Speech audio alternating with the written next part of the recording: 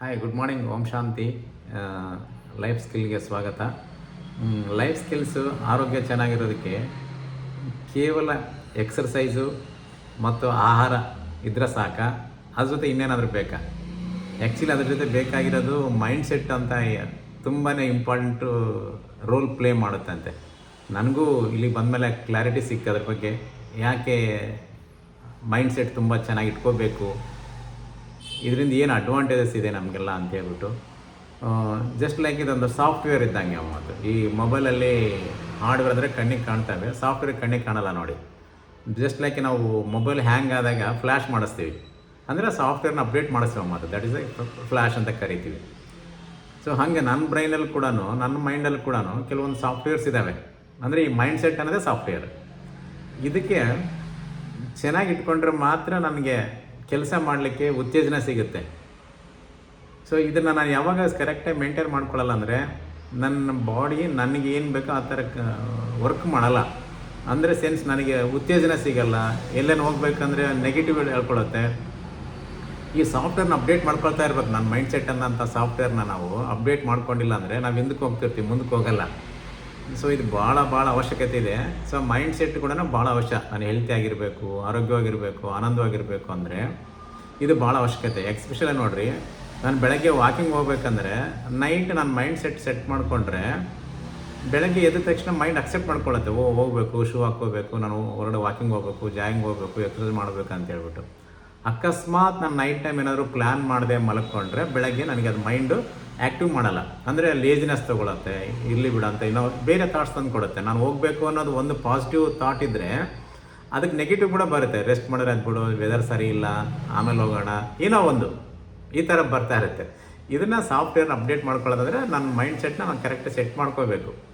ಎಲ್ಲವರೆಗೆ ನನ್ನ ಮೈಂಡ್ಸೆಟ್ ನಾನು ಸೆಟ್ ಮಾಡ್ಕೊಳ್ಳಲ್ಲ ಅಲ್ಲಿವರೆಗೆ ನಾನು ಆ್ಯಕ್ಟಿವ್ ಆಗೋದು ತುಂಬಾ ಕಡಿಮೆ. ಮಾಡಿದ್ರೆ ಕೂಡ ಫೋರ್ಸಬಲಿ ಮಾಡ್ತೀವಿ, ಭಾಳ ಸಸ್ಟೈನ್ ಮಾಡೋಕ್ಕಾಗಲ್ಲ, ಕನ್ಸಿಸ್ಟೆನ್ಸಿ ಮಾಡೋಕ್ಕಾಗಲ್ಲ.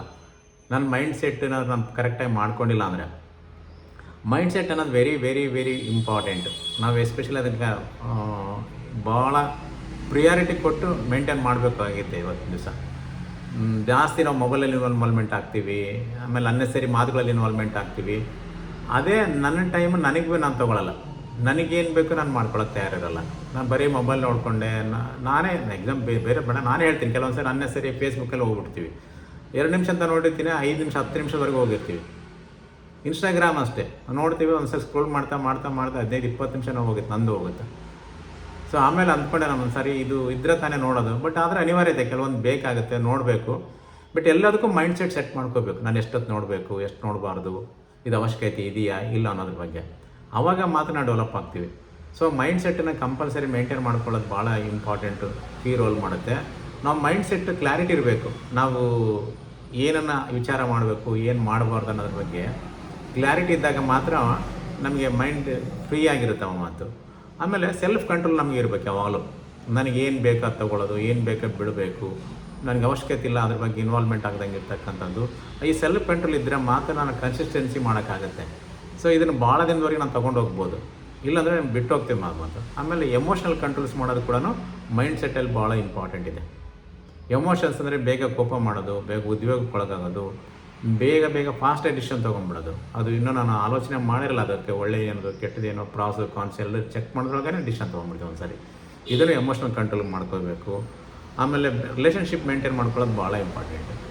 ಇದರಲ್ಲಿ ಎಸ್ಪೆಷಲಿ ಮೈಂಡ್ಸೆಟ್ಟು ಭಾಳ ಇಂಪಾರ್ಟೆಂಟ್ ರೋಲ್ ಪ್ಲೇ ಮಾಡುತ್ತೆ. ಮಕ್ಕಳ ಜೊತೆ ಹೇಗೆ ಮಾತಾಡಬೇಕು, ಫ್ಯಾಮಿಲಿ ಜೊತೆ ಹೇಗೆ ಮಾತಾಡಬೇಕು, ಫ್ರೆಂಡ್ಸ್ ಜೊತೆ ಹೇಗಿರಬೇಕು, ವ್ಯವಹಾರದಲ್ಲಿ ಹೇಗಿರಬೇಕು, ಇದನ್ನು ಕಲಿಸೋದೇ ನಮಗೆ ಕಮ್ಯುನಿಕೇಷನ್ನು, ರಿಲೇಷನ್ಶಿಪ್ಪು ಭಾಳ ಇಂಪಾರ್ಟೆಂಟು. ಸೊ ಲಾಂಗ್ ಟರ್ಮಲ್ಲಿ ಸಕ್ಸಸ್ ಆಗಬೇಕಂದ್ರೆ ಕಂಪಲ್ಸರಿಯಾಗಿ ಮೈಂಡ್ಸೆಟ್ಟನ್ನು ನಮ್ಮ ಹತೋಟಿಯಲ್ಲಿ ಇಟ್ಕೊಂಡಾಗ ಮಾತ್ರ ನಾವೇನಾದರೂ ಮಾಡಲಿಕ್ಕೆ ಸಾಧ್ಯ ಆಗುತ್ತೆ. ಸೊ ಕಂಪಲ್ಸರಿಯಾಗಿ ಮೈಂಡ್ಸೆಟ್ಟನ್ನು ಒಂದು ನನ್ನ ಅವಿಭಾಜ್ಯ ಅಂಗ ಅಂದ್ಕೊಂಡು ತೊಗೋಬೇಕು. ಪ್ರತಿದಿನಾಲೂ ನಾನು ಅದಕ್ಕೆ ಆದಂಥ ಒಂದು ಇಂಪಾರ್ಟೆನ್ಸ್ ಕೊಡಬೇಕು. ಪ್ರತಿದಿನಾಲೂ ಕೊಟ್ಟು ಮೇಂಟೈನ್ ಮಾಡಿಕೊಂಡಾಗ ಖಂಡಿತವಾಗಿ ಅದರಿಂದ ಬರ್ತಕ್ಕ ರಿಸಲ್ಟ್ಸೇ ಬೇರೆ ಬೇರೆ. ಎಸ್ಪೆಷಲಿ ನೀವು ಬೇಕಾದ್ರೆ ಮಾಡಿ ನೋಡಿ, ಒಂದು 10 ಡೇಸ್ ಕಂಟಿನ್ಯೂಸ್ ಆಗಿ ಒಂದು ಪರ್ಟಿಕ್ಯುಲರ್ ಟೈಮಲ್ಲಿ ಧ್ಯಾನ ಮಾಡ್ತಕ್ಕಂಥದ್ದು ಇರ್ಬೋದು ಮೈಂಡ್ಸೆಟ್ಗೆ, ಅಥವಾ ಗೋಲ್ಸ್ ಬರ್ಕೊಳ್ಳೋದಿರ್ಬೋದು, ಅಥವಾ ನಾನು ಬೆಳಗ್ಗೆ ಎದ್ದು ಮಾಡ್ತಕ್ಕಂಥ ಆ್ಯಕ್ಟಿವಿಟೀಸ್ ಪ್ಲ್ಯಾನಿಂಗ್ ಇರ್ಬೋದು. ಇದೆಲ್ಲ ಮೈಂಡಲ್ಲಿ ಫಸ್ಟ್ ಪ್ರಿಪೇರ್ ಆಗಬೇಕಮ್ಮ ನನ್ನ ಮೈಂಡ್ಸೆಟ್ಟಲ್ಲಿ. ಸೊ ಅವಾಗ ಅದು ಆ್ಯಕ್ಟಿವಿಟಿ ತಾನೇ ಮಾಡ್ಕೊಳ್ಳುತ್ತೆ, ಬಾಡಿ ಬೇಡ ಅಂದರೂ ಕೂಡ ಮಾಡ್ಕೊಳ್ಳುತ್ತೆ. ಸೊ ಇದು ಭಾಳ ಮುಖ್ಯ. ಇದು ಎಲ್ಲೇವರೆಗೆ ನಾನು ಡೆವಲಪ್ ಮಾಡಲ್ಲ ಅಲ್ಲೇವರೆಗೆ ನನ್ನ ಲೈಫ್ ಸ್ಕಿಲ್ಸ್ ಇಂಪ್ರೂವ್ ಆಗಲ್ಲ, ಆರೋಗ್ಯ ಇಂಪ್ರೂವ್ ಆಗಲ್ಲ. ಆಗ್ತಿರುತ್ತೆ, ಬಟ್ ನಾನು ಅಂದುಕೊಂಡ ಪ್ರಮಾಣದಲ್ಲಿ ಆಗಲ್ಲ. ನಾನು ಅಂದ್ಕೊಂಡು ಗುರಿ ಮುಟ್ಟಬೇಕು, ಅಂದ್ಕೊಂಡು ಡೆಸ್ಟಿನೇಷನ್ಗೆ ನಾನು ತಲುಪಬೇಕಂದ್ರೆ ಈ ಮೈಂಡ್ಸೆಟ್ ಅನ್ನೋದು ಭಾಳ ಇಂಪಾರ್ಟೆಂಟ್, ಕೀ ರೋಲ್ ಪ್ಲೇ ಮಾಡುತ್ತೆ. ಸೊ ಇದನ್ನು ಯಾರು ಚಾಚು ತಪ್ಪದೆ ಮಾಡ್ತಾರಲ್ಲ ಅವ್ರು ಖಂಡಿತವಾಗಿ ಸಕ್ಸಸ್ ಆಗ್ತಾ ಹೋಗ್ತಾರೆ.